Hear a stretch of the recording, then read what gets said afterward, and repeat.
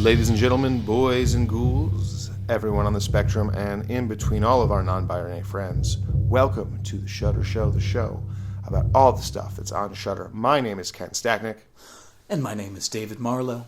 And today we are talking about Hell House LLC. David, how you doing today? I'm doing well.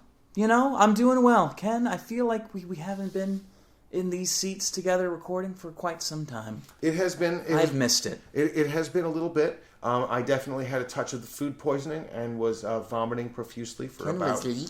yes, for about 24 hours plus, so I apologize for that. You were. I would also like to say, it was not the Rona, we're all good. Yeah, not the Rona, but it was... It was literally one of the other things that people suffer from. It was, You sometimes tend to forget that the flu is still a thing. The stomach flu is still a thing. The cold is still a thing. It was bad, but I'm over it now. My voice has recovered. I no longer sound like Clint Eastwood. And it transformed you, Ken.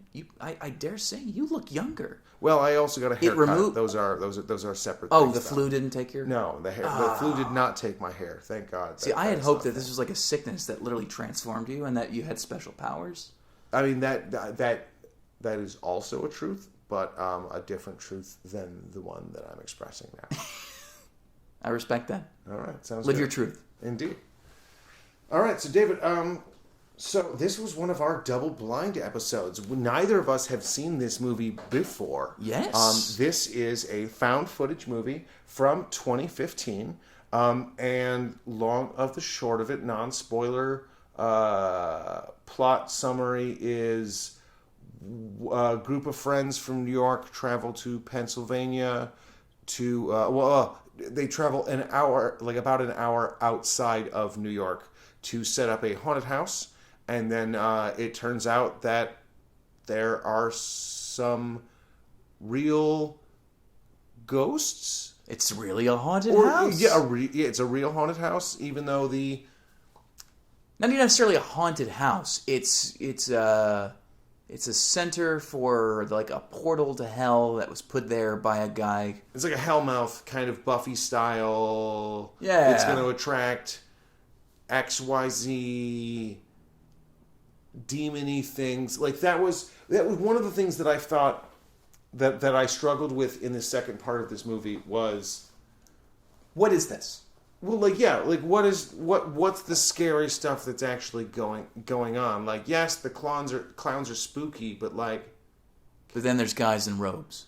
Yeah, and I'm not saying that I need answers for every question I have, but it's not a movie that lays out a lot of what's happening super clearly. It is it is a haunted house movie in the fullest extent, in the fact that there's a lot of jump scares. It's much more. I would almost say that they're not really jump scares. I don't think I had it. There was maybe 2 jump scares that I recall. There are once the spooky and the ooky starts kind of going on, a lot of the scares come from it just being a weird situation that you're kind of not expecting. Yeah. It ends up being, let's see here. It ends up being less up there's a lot less ghosts just jumping out from around the corner, but then there's a lot more oh hey, this head was turned more than it was before. Ooh, and now when we go back, it's different than it was before. It's it's very tried and true. It plays a lot of the creep factor. I would say the jump scare is more like when he's the little girl. I think is the little girl kills whenever there's the scene specifically where one of the camera guys gets killed. or supposedly killed. Yeah. And he's under the covers, which, by the way, that is one of those horror movie tropes that to this day I will never understand. But that's one of the jump scares. He'll peek. And I don't know why he has the camera under there with him. A whole grown-ass man hiding underneath the covers from a ghost in his room was, I don't want to say embarrassing, but like, I was like, really? We're doing this? Like, you want to tie a lady to a log and like send her towards a bandsaw? Are we going to do the oldest tricks in the book? Really? We're going to hide under a sheet? Okay. Well, that'll protect him. Yeah. Oh, which I'm just like what, like, cotton. but also it does that thing that you're just like, well, I automatically know what's gonna happen because he looks over and it's just a little bit closer, goes under. Mm-hmm. He looks. What does he like? I would find it hilarious if he just, as he looks, like gets a little closer, like, oh god, puts it back under, and he looks, and it's just a little bit farther away. Mm-hmm. And you're like, good job, movie. Mm-hmm. You just played a little bit with my expectations. Just like you took a little thing and you played with my expectations. But... Or just she's gone and then he goes to look somewhere else and then it's around the corner. Like there's a way that you could subvert those expectations and make that work. But this was like... I would argue that Terrified did, the movie Terrified, which is one of the ones I tried to get you to watch at one point, did a very good job at that. It's not part of my recommendation for Freaky Friday. But at some point I'm going to force you to watch that movie. Okay, no. We'll put it on the list. But yeah, it's just like there's if you're going to pick something that's been done a million times before and that is like has giant memories all across film history, then you got to do something a little different with it. And it did nothing different with that at all, to the point where I'm just like, this is not scary. I would say that the director, Stephen, was it Cognetti, I believe his name is I would say this movie is a solid base hit. I don't think this movie is terrible. No, like, and that's, this isn't us, like fully shitting on the film. This is just a part of the film that we didn't necessarily like. Yeah, no. I think the movie has a really, really strong setup.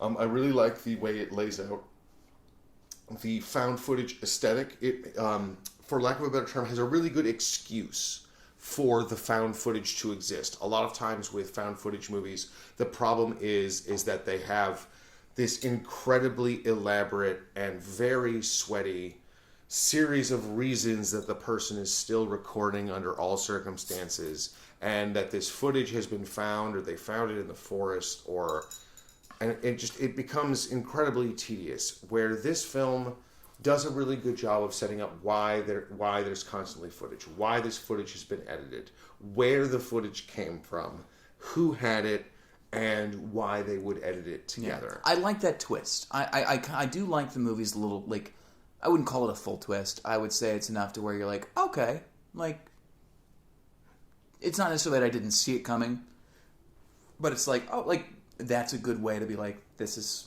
why you have this footage, and this is why it looks the way that it looks. Yeah. And this is why you're getting the information in the order that you're getting it.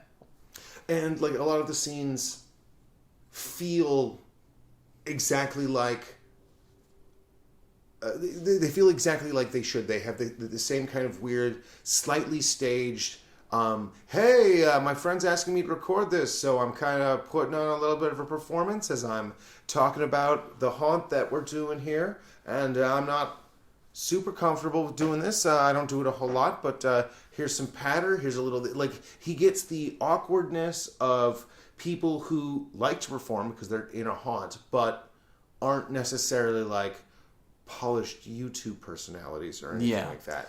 I would say one of the things that I really liked about, especially towards the beginning, because they go in and they're like, okay, well, like, because the whole movie starts with sort of like a YouTube video of people going through this cheap haunted house, and it looks cheap. Mm-hmm. Like, it looks like cool. Like, you picked an abandoned house and you kind of turned it out to on a budget. It looks like a small town independent haunted house, which I have been to in in Pennsylvania, and they are exactly this level. Like, there's been a little bit of money sunk in.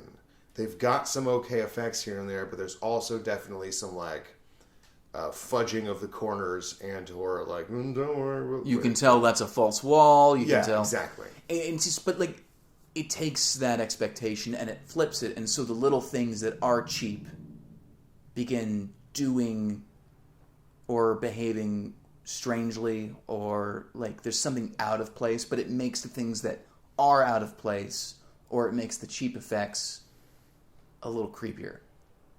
It makes them very realistic because it doesn't become one of those things where you feel like, well, where did they get this giant animatronic werewolf or whatever it happens to be that the screenwriter was able to write into the script, that, oh, they're going to have this in this small town haunt. And you're like, no, they're going to have some like creepy clowns, and they're going to have like one kind of hot girl who's going to be like, you know, the damsel in distress, and they're going to have some blood, and they're going to have some props here and there, but also it's just going to be like a hotel, so there's only going to be a couple of different stages that they're going to do. It's not going to be this giant, like, there are amazing haunted houses that happen all over the United States, but they don't tend to happen in really tiny towns that nobody's heard about.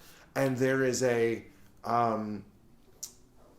community theater aspect to Hell House that I think it really gets right. The infighting that you see between the well-meaning members of the cast, the person who's leading things, who's just like, no, it's fine. It's fine. Trying to hold it together even though he's literally bleeding money. Yes, and just the dynamic between the creatives, the fights that happen because people care, but then also the fights that happen because somebody gets overly enthusiastic, and sometimes that can actually be very dangerous. And of all the things in Hell House that I appreciated, I think that aspect was the thing that I latched onto and I thought was the most successful at, was really making it seem like that kind of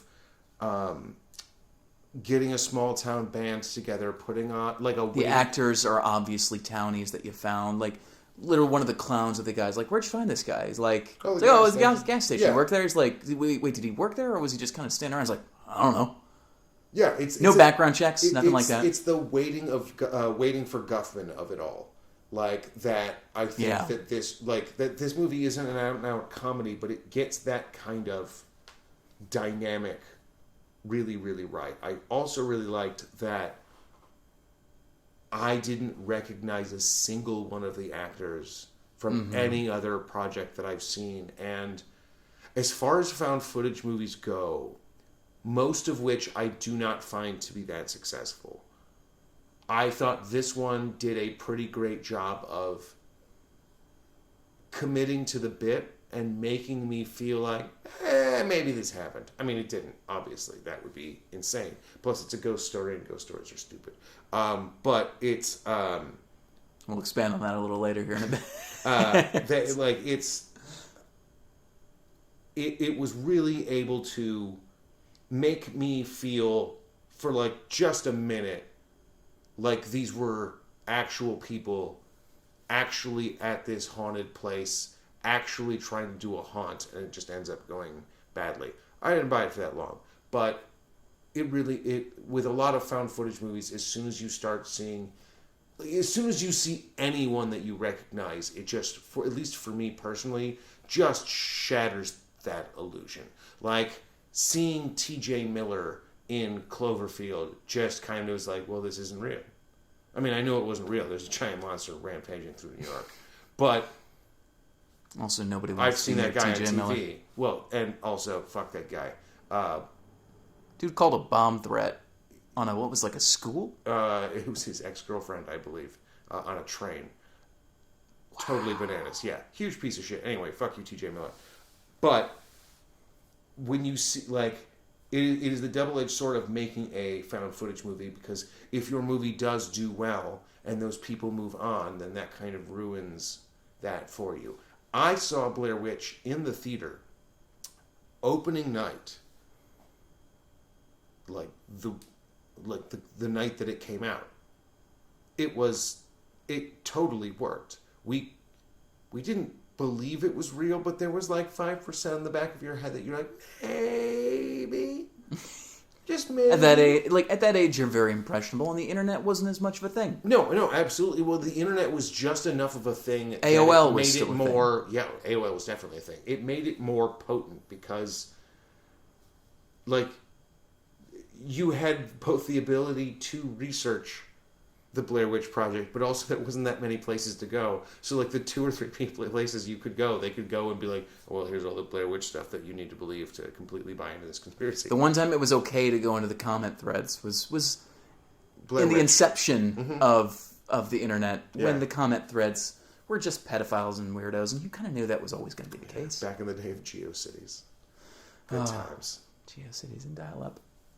But yeah, no, it's this was this was one of those films that my wife sat with me all the way through, and this is actually a film that I kind of like volunteered for us because I hadn't seen it, and I'd been hearing a little bit about it at the time. So this is one of those things where, like, if it wasn't the breakout movie that you were looking for, Ken, you can blame me this time. Luckily, my wife was fine with it. It has No eye trauma. So yeah, that no, exactly. No eye trauma, just a clown bleeding from the eyes, but that's more of a medical thing. Yeah.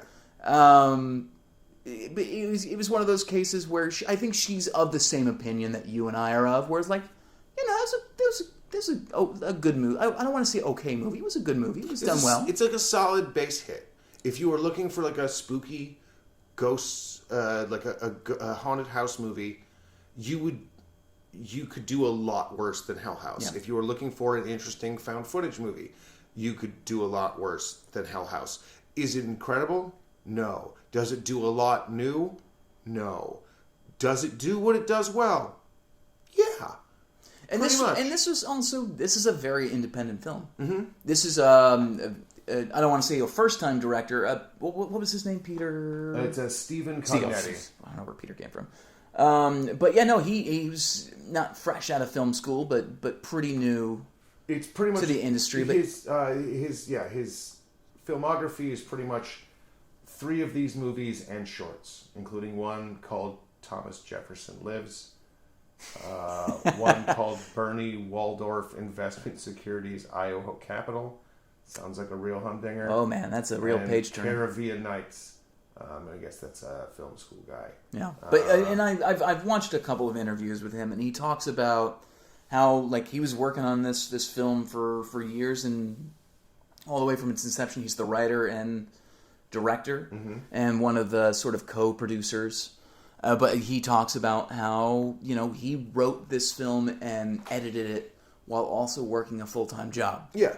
You know, and he had a couple of producers, but most of the money was earned or was invested via family and friends. And so while he was working this full-time job, he would wake up at 5 in the morning. He would write and rewrite for 2 hours, go to work all day, come home, go to sleep, just so he could wake up a little earlier and do it the next day. Like, this was something he wanted to see to the finish, and you can tell that this is somebody that cares about the project that he's working on. Well, and this film, I think, is a great example of, if you want to make a independent film, or if you want to make a film, and you are not getting handed the keys to the studio kingdom, and you have to do it on your own, there are a couple of ways that you can approach that particular problem. And one of them is to just write whatever you want to shoot. And you can start your script with interior nuclear submarine. And I really, really hope that you can find one of those nuclear submarines or a stage that you can match it for. But that's not a very good... don't get me wrong. You might have the best screenplay about nuclear warfare, nuclear submarine warfare. You might have been in the Navy and actually been in a submarine and really know that world. Ken, you want to make Pandemonium right now, but do you have an abandoned island? I do not have an abandoned island, unfortunately. And that is one of those things that once you have made films for a little bit, you realize that sometimes the best thing that you can do is use what you have at your disposal. So if you live in rural Pennsylvania and you know that world, and you know that you can write for a haunted house, or in this particular case, a haunted restaurant or a haunted hotel, you're much better off writing that than you are just dreaming up whatever you can dream, because you don't know what you're going to be able to get a hold of. If your family grew up on a really awesome farm, maybe write a script that takes place on an awesome farm. If your family owns the local junkyard, maybe write a script that takes place in the junkyard. If you have access to the mall because of where you work, maybe write a scene that takes place where you work, because you know you can ask your boss, like, hey, after everybody goes home, I'll tell you what, I'll close up if I can spend 2 hours here shooting a funny with my friends. It's just, we're not going to destroy anything. It's just two people arguing at a cash register or whatever. And it's what Kevin Smith did. Yeah, no, exactly. Like, that's exactly the lesson that you should take from Kevin Smith, which is, if you don't have any resources, use your hometown. Take advantage of any resources that you have. If you work at a convenience store, well, then shoot at a convenience store. And worst case scenario, like, shooting in your house is probably the hardest to pull off, because everybody will be like, oh, you shot in your house? Huh? It's pretty nice. You really spent that money, didn't you? But if you can shoot literally anywhere else, a baseball field, a school, the mall, a nuclear submarine, whatever you happen to have access to. If you can find a nuclear submarine, you write a script for that nuclear submarine. If you happen to be a tactician, on one of the nuclear submarines, one of those, I don't run a nuclear submarine. I don't know what the jobs are, but I assume there's a technician of some sort. But if you can, there's a guy who cleans the toilets. If you have that access, use it. But if you don't make your entire script dependent on you getting a resource that you're going to have to pay out the nose for or beg, borrow, and steal, where this movie shows you, like, this movie, the original script was actually written for a haunted house. It was supposed to be just a house that they were going to do a haunt in. Mm-hmm. And then they found this hotel, and it was just one of those, it all kind of worked out. And as a result, that's the movie that we got. The movie Splinter, for example, takes place mostly in a gas station. Mm-hmm. Like, that's not too, like, and a pretty crappy looking gas station at that, sort of in what looks like the bayou. That's not too hard to maybe come across if you know the right people. Also, if you are even a semi-rich producer and you listen to this show, if you could kindly just message Ken on Twitter and ask him to pitch you Pandemonium, you won't be disappointed. I'm not even going to give it away because it's just wonderful.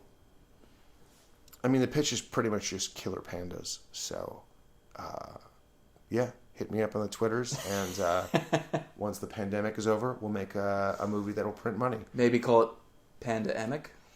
So Pandemonium would be the first movie. Panda-emic would be the sequel. That would be a bunch of, like, very small pandas, gremlin-sized. And then the third movie would be Pandapocalypse, which would be like a 150-foot tall Godzilla-sized panda. Yeah, it's a whole trilogy, David. It's all worked out. God damn it. Mm-hmm. Ken, I love you so much. Now, David, question. This is one of the more well-renowned recent found footage movies. Yes. What are your favorite found footage movies? Off the bat, like, I can 100% tell you my absolute favorite one. Mm-hmm. And that is Grave Encounters. Okay. Grave Encounters is one of those perfect found footage films in that it starts as something that you expect it to go one way, and then it decides, no, we're going to get weird with this. But it's also one of those films at the same time that I think a lot of the big challenges, like you said, that found footage has is the reason for why the person is still holding the camera. Yes. That is definitely one of the biggest problems with this particular genre. Yeah. In Grave Encounters, it solves it off the bat. The premise itself is literally the solution for them still being able to still hold the camera. And that is that it's one of those really cheap, ghost shows. Mm-hmm. You know, where they go into an abandoned asylum or an abandoned hospital. wanting to communicate with spirits, and it's a bunch of like weird, stupid reality TV personalities that are all bullshitting and are completely over the top. It takes that whole genre, and it's just like, okay, but what if they went into an asylum and it was really haunted, but also like it's also in kind of another dimension, and you can't leave, and night never ends. And so it pretty much becomes them. Like, it's not only surviving the ghosts, it's literally being like, cool, we're out of water. We woke up one morning and our fresh fruit is now months old. Don't know why that's happening, but now we have no more food. So I'm starving, and I'm terrified, and I'm exhausted. And had me the whole fucking... And it also is kind of a comedy. It's like, throughout the beginning, especially, like, it's a bit of a comedy. Because you get this guy who's trying... Like, I'm not even going to fucking... Like, watch it. Like, watch the movie. It's wonderful. But then, then you have movies like Troll Hunter, which kind of, again, has... Troll Hunter's great. Troll Hunter's amazing. And again, it's the same sort of thing where there's a legit reason for them to be continuing to hold the camera. Mm-hmm. And it's because trolls are real, and the government's trying to keep it hush-hush, and the guy trying to expose it is like, no, keep the camera running. I want them to see this. Yeah, exactly. And like going through a couple of other these, like there's a few that are okay, but I think sort of missed the mark. Like VHS has a couple of good ones here and there. I know The Taking of Deborah Logan I actually was okay with. I actually enjoyed that quite a bit. I don't know, Ken. Are there a few that you can think back to that? Okay, I will argue that the best found footage movie of all time is technically Starship Troopers, because it does have all of the found news footage in it, so I would technically call it a found footage movie. However, I will understand if people want to chuff and push back and be like, well, that's not really a found footage movie completely. Fine, you're no fun at all.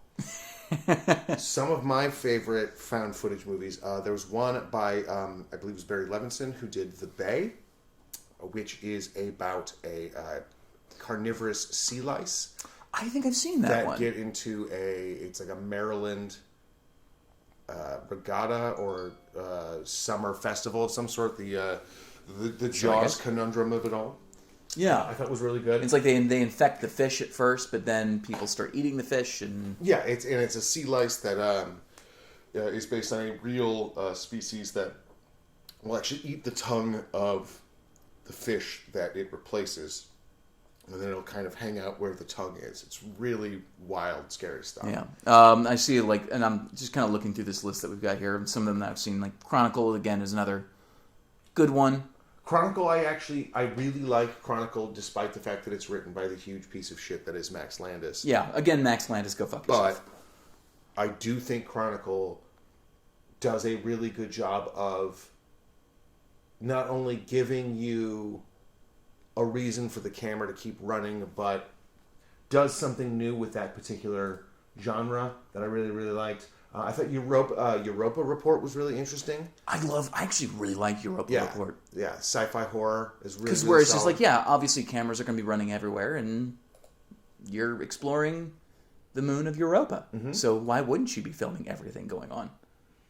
Obviously, I would say Blair Witch is obviously a all-time banger and a classic. It kind of made this genre a thing, and then. I would say I like bits of Cloverfield. I definitely have some problems with it, mostly in the T.J. Miller of it all, and the recording too much. But I think there's some really good filmmaking there. Matt Reeves obviously went on to do some pretty great stuff with the Planet of the Apes movies, and then he's got the new Hufflepuff Batman movie coming out that I'm pretty excited for. Okay, I've never heard it called that before. Oh yeah, Hufflepuff Batman. Yeah, Cedric Diggory.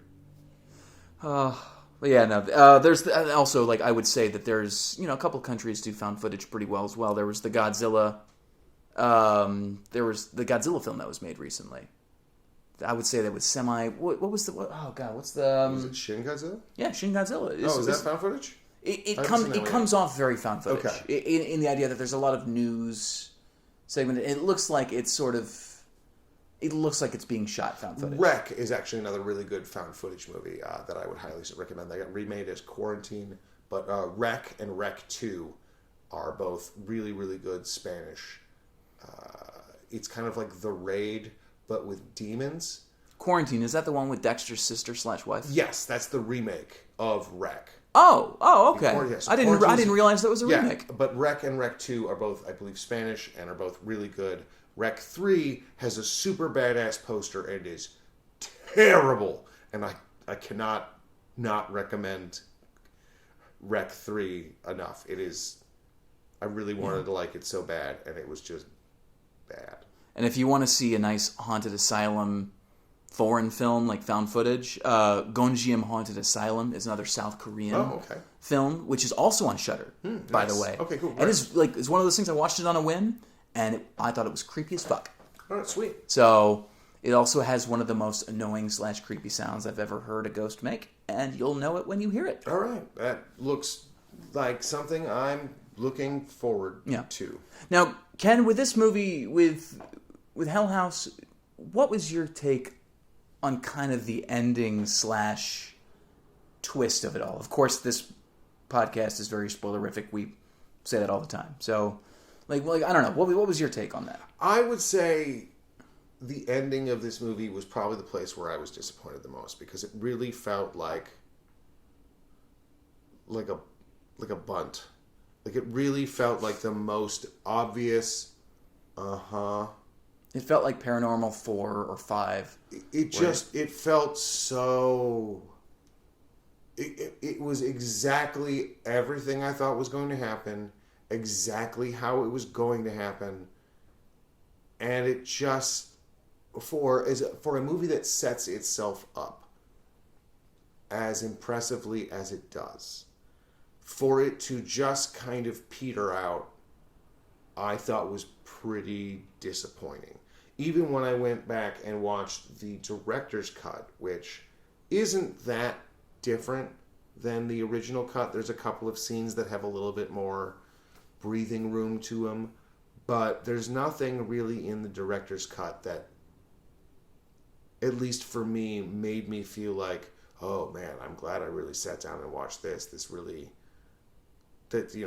opened up the universe. This really let me know what was happening. It was much more like, that was like 15, 20 minutes longer, and it's got a couple more scenes in it, and some of the characters have a little bit more banter.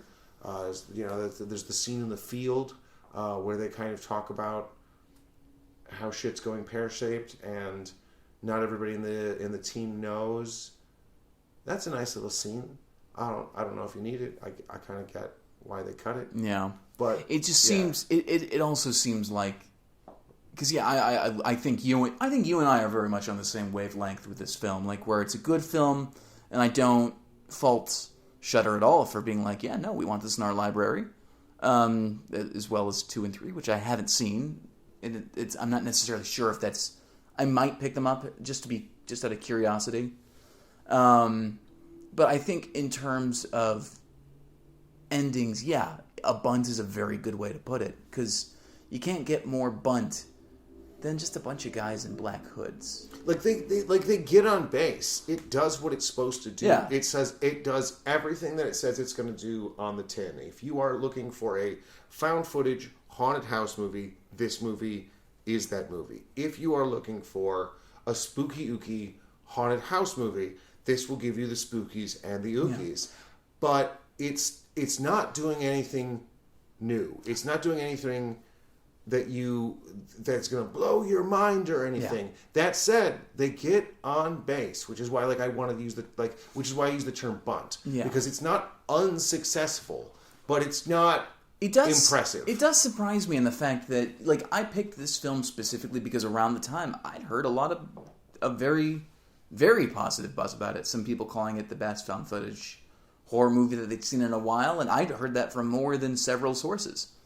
And so I kind of watched it, so I guess maybe going in with that expectation of it being this amazing thing, maybe that sort of diminished my enjoyment of it. Hard to say whether... I'd be willing to bet that this this particular movie plays really, really well at an independent film festival where, most of the people in attendance are the kind of people who have either gone to an independent haunt in a small town, are doing an independent haunt in a small town, or have done something similar in a film festival, are horror fans. They are these kind of people. And particularly this film with no famous people in it, playing at your local film festival, with its kind of slow burn, with its very relatable characters, I can totally see how this probably played like gangbusters at those film festivals. I'd be very curious what you think of Shudder's original film, Haunt, which is literally, it's not found footage, but same general concept, where these people are going to a haunted house. But, you know, the house is actually haunted. Or it's sort of the, like, there's a killer within the haunted house, or the people running the haunted house have ulterior motives. And the movie starts off pretty solid, and there's a couple of moments where you're just like, oh, that's really creepy. Like there's a point like where, you know, like, oh, this person doesn't like spiders, and you're like, chances are somebody's gonna put a spider in there, and he's like, somebody goes into an empty box because it's how you move on to the next room, and I'm just like, that person's scared of spiders. I hope they don't put a spider in there. And the way that they reveal that they're going to put a spider in there was very chilling.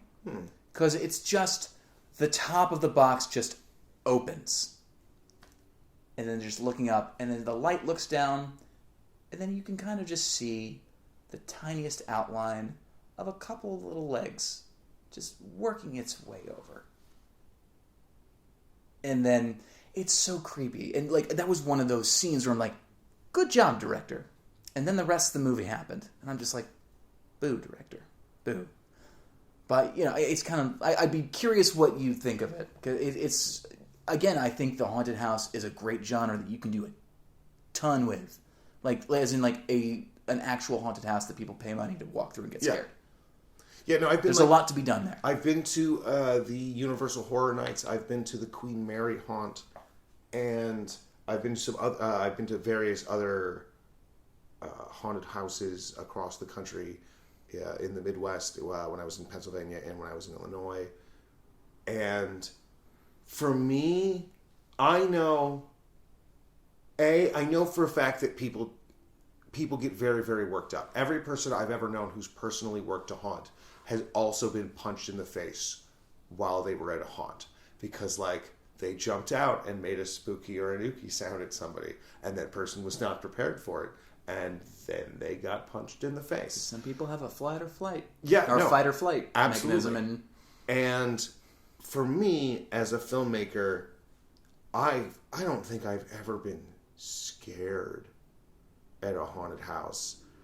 Because I'm mostly, when I go to a haunted house, and looking at the craft. Like, I'm like, ooh, there's a dark corner. I bet you someone's going to, hey, look at you. Look at you jumping out from there doing the thing. You and I, like, kind of, like, we know how this game is played. Well, like, I'm also aware that they can't touch me. Like, unless you go to one of those super insane haunted houses where you have to sign, like, a multi-page waiver that says, like, I won't sue, even though you're basically going to torture me.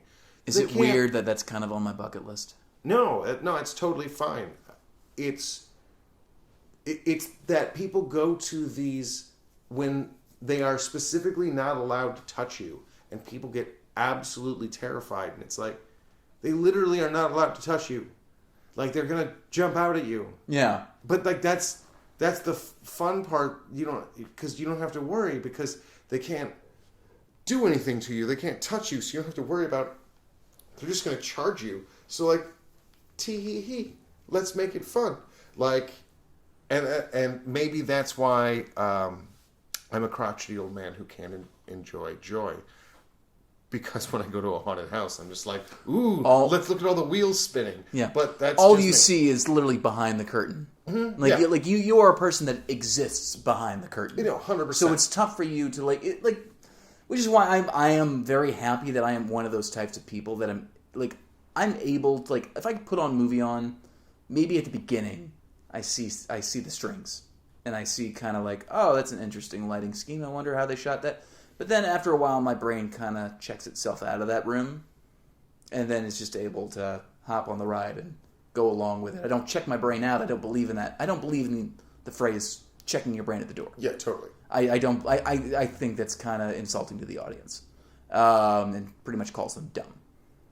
What I do believe is it being no, I hop on the ride, and I'm the guy who lifts his arm up, he lifts his arms up when you go down the hill. Mm-hmm. I'm that kind of person. One of the things that I really, really liked about the Queen Mary haunt when I went last year was that each of the different attractions was different in their vibe. One was very wet. One was very here's all the gore, here's all the hanging feet and body parts, and oh, look at all the gross.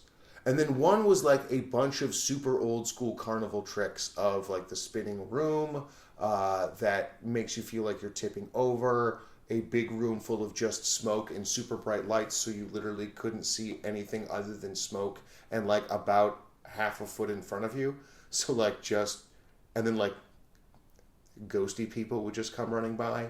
One was very, very, very atmospheric and just kind of about the vibe of the ghosts. Another one was very much about jump scares and people leaping out at you. And then one was a very not a whole lot happened, but you kind of kept expecting something to pop out around from every corner, so you just kind of like the killing of a sacred deer. You're I don't know if that was good. Can't stop thinking about it though. It much in the same way that every moment of killing of a sacred deer feels like slowly shuffling through a room you're about to get yelled at for being in.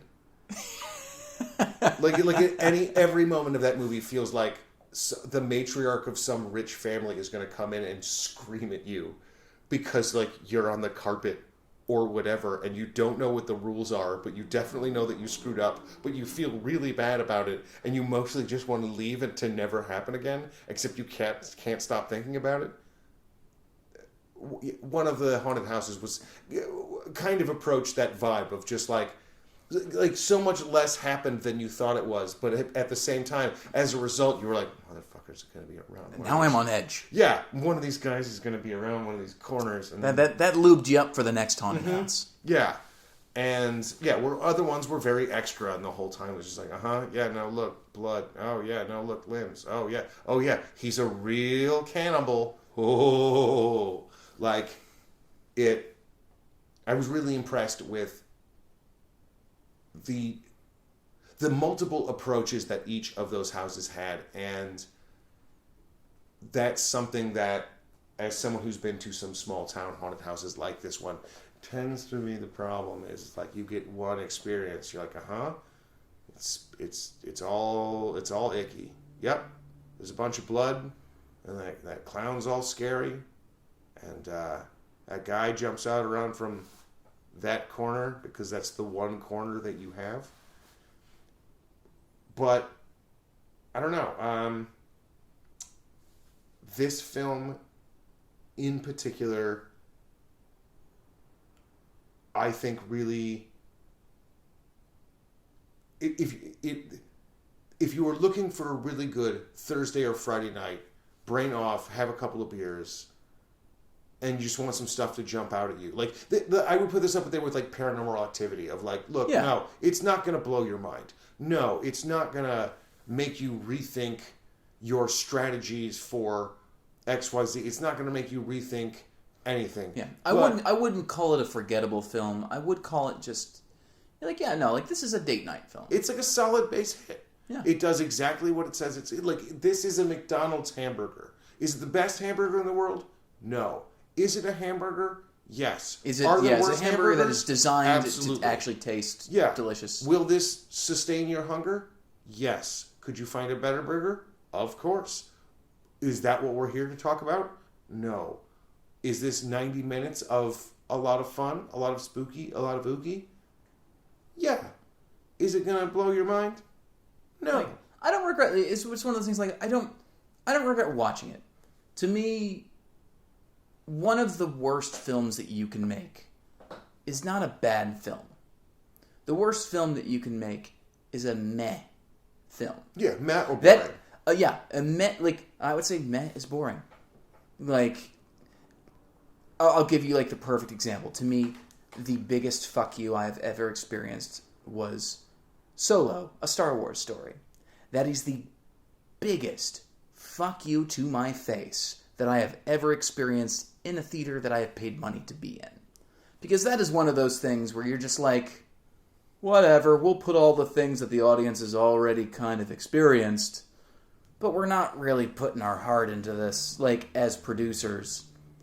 Also, you know, when we made the prequels, those were at least bad fun.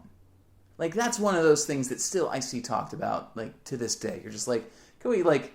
And I find myself going back to every once in a while, like, why do I keep watching these films even though they're terrible? Interesting thematically, but executed poorly. Yeah, exactly. And so, to have a movie that not only has the money, the talent, and the names behind it, and then just to come out of it just feeling like you literally just forgot the film as you were walking out the door, is the biggest fuck you that you can ever do to a person, like in terms of like you could ever sell to a person. Well, replacing outside of heroin, replacing Lord and Miller with Ron Howard is the most boring decision that I think any. Remember, you're a guy from Happy Days. And then on top of it, the fact that they went on to win the Oscar that year for Best Animated Film for Into the Spider-Verse is exactly the chef's kiss that Lucasfilm and Disney don't deserve, because they want everything to be product and they don't want anything to be weird and interesting. Personally, for me, I want to make weird Star Wars movies, David. I would love to see weird Star Wars movies, and I would argue that Mandalorian is the first. Well, I want to remake American Graffiti and just have it take place at Tosche Station, and the rule is the no force. Or I want to remake Some Like It Hot, but have it star Figure and Dan and the Modal Nodes, the flute players from the Cantina Band, and the Hutts are the gangsters. I want to remake the Dawn Patrol, but just set it with X-Wings. Like, I want weird little Star Wars movies. It's a universe. You should take advantage of the universe and not just make big opus films. You should make little niche films, because that's why you pay $3 billion or whatever Disney paid for Star Wars, so you have the universe, not just so you can not have Luke, Leia, and Han get together. JJ, you asshole. I hate you so much.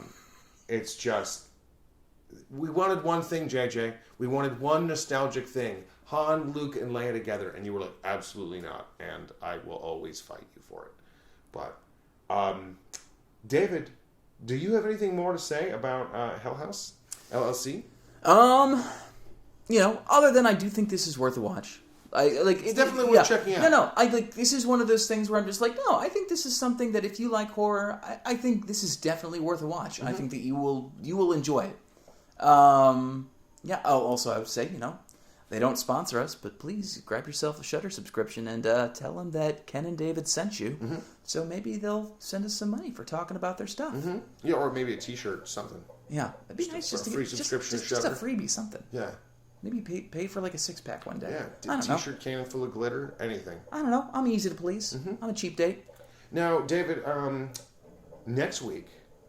So this week was one of our double blind episodes where we both watch a movie where neither of us have seen it, so we didn't know what we were. This is a first timer. First time we tried this. So next week we're going to do another Freaky Friday episode, which is where David gets all the work. Yep, David does all the work, and he introduces me to 2 movies that I haven't seen and that he has, and then we talk about one of them. So, David, do you want to tell me what those 2 movies are? Oh, Ken, I do so much. Oh, here's the I love this. I I get really excited when Ken has not seen a movie that I have seen that I just adore. It does happen. Like it's such a good time. So I do have two films. So one, I was genuinely surprised that you haven't seen. I figured this would be on your list of movies that you're like, what an interesting take. I've never seen Sound of Music, so occasionally there's a movie that just falls through the cracks because I just don't care. I mean, I have seen Sound of Music, and unpopular opinion, you're not missing much. Mm-hmm. It is nice to see a Nazi flag ripped in half because Nazis are fascists, and fascists should never be supported. Nobody likes And Nazis. fuck Nazis. Other than that, Actually, don't fuck Nazis. I mean, like, fuck the well, like Nazis, no, like but don't fuck Nazis. exactly. Don't give Nazis. Go punch a Nazi in the face. I don't like, preferably. But no, this is the film that sort of not launched his career, but definitely put him on the radar of some film directors. The actor Michael Rooker in Henry, Portrait of a Serial Killer. Oh, yeah, okay. So this surprised me that you hadn't seen this. It is one of those movies that I have always wanted to check out. You're worried how disturbing it'll be? But it's never one of those movies I think I've ever been in the mood for, if that makes sense. It's like Requiem for a Dream in the sense that you're like, this was a well-made film. I don't think I want to see it again. Yeah, that is everybody because I know, it's very traumatizing. Yeah, so it's one of those movies that I've just never been in the mood for. So it's one of those ones I never quite got around to. It had some struggle being available on DVD and Blu-ray before. For a while, it's available now, but it was one of those movies that was kind of like, you kind of had to go out of your way to find it. Yeah. Netflix would kind of have it on DVD sometimes and sometimes not. And then, yeah, it's just one of those movies Now it's a cult hit. Well, it's just also one of those movies that, like, you kind of want to take a shower after you've seen it, from what I'm told. And it's what the Golden Glove wishes it was. oh, okay, good. Once again, also, I both want you to see the Golden Glove and don't want you to see the Golden Glove. Both because it is not a good film, but also a well-done film. Okay. I don't. That's one of those ones where I will. That is not my second one, by the way, that I'm recommending. I will never recommend that to anyone, but I do want you to watch it. Okay. All right. So what's the second one then? Okay, the second film is a very different film. Very different. It's a Cats. Ken. Hey, Shudder, you should carry Cats. It's a horror movie. Ken, I would watch you watch Cats any day of the fucking week. But, sometimes I think you need to try something different. All right, fine. A little too much sugar. Time to get a vegetable. It's time to put a vegetable in you. It's the best movie in the world. It's not my fault. Ken, I'm going to put the vegetable of Shakespeare in you. Oh, no. Oh, yes. Shakespeare vegetable. This wasn't even on your list that you gave me of films that you hadn't seen, but I know that you haven't seen it. And this was one of those, like, sleeper hits for me. I saw this at the Music Box Theater for... I love the Music Box. Oh, yeah, in Chicago. And I would do the... what's the Halloween thing they do every year where it's a 24-hour horror film festival? The movie, the Horror Box Massacre? Yes. I think it's something like that. Yeah. It's been years. This is like my college years when I would see this. I saw this, did it 3 years in a row with my friend Scott. Scott, I love you. You're wonderful. But this was a sleeper hit that kind of popped up out of nowhere, and kind of like the movie May, I had no idea what it was. But by the time it was done, I'm like, this is my favorite movie of the night. Okay. And it is Theater of Blood, starring Vincent Price. Okay. All right. Well, David, let's travel in time while I watch these trailers, and then we'll see what happens. You ready? Step in, please. There we go. Straighten my tie. Beep, bop, boop, beep, bop, boop, beep.